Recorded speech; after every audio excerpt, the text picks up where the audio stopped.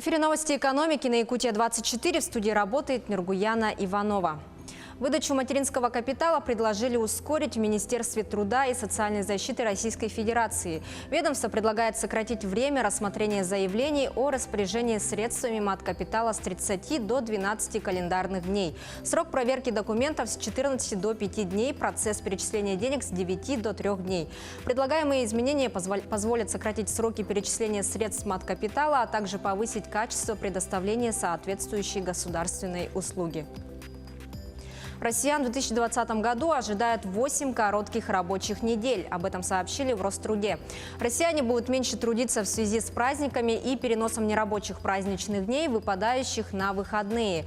Сокращенные рабочие недели приходятся на январь, февраль, март, апрель, май, июнь и ноябрь. Первая после новогодних каникул рабочая неделя будет двухдневной. Следующая придется на конец февраля, когда в связи с празднованием Дня защитника Отечества рабочими будут 4 дня. С 25 по 28 февраля. В марте, благодаря Международному женскому дню, вторая рабочая неделя также будет 4-дневной. На день меньше придется трудиться и в конце апреля, в преддверии празднования Дня весны и труда. Первые 90 обманутых дольщиков Якутии получат компенсации, 10 из них уже подали заявки для получения выплаты. Помимо Якутии, 16 декабря заявления на выплату возмещений по проблемным домам начали принимать в Пензенской, Орловской и Ленинградской областях. В общей сложности до конца года будут восстановлены права более 1000 дольщиков. Согласно соглашению между Фондом защиты прав граждан, участников долевого строительства и правительством Якутии, сумма на софинансирование для восстановления прав обманутых дольщиков составляет 717 миллионов рублей, где 660 миллионов рублей предоставлены фондом. Остальное – это имущественный взнос республики. В едином реестре проблемных объектов по Якутии зарегистрировано 14 домов, где заключен 721 договор на участие в долевом строительстве многоквартирных домов. Компания «Селигдар» выплатит более 994 миллионов рублей дивидендов за 9 месяцев. Из них 657 миллионов рублей будет направлено на выплаты по обыкновенным акциям и более 337 миллионов рублей по привилегированным. Начисление дивидендов будет осуществляться с учетом средств специального фонда, созданного для обеспечения дохода по привилегированным акциям. Отметим, по данным компании, «Селигдар» не оплачивал дивиденды по обыкновенным акциям 2013 года. «Селигдар» включает 13 предприятий в Якутии, Алтайском крае, Бурятии, Оренбургской области и Хабаровском крае. В 2018 году компания выплатила 216 миллионов рублей дивидендов только по привилегированным акциям.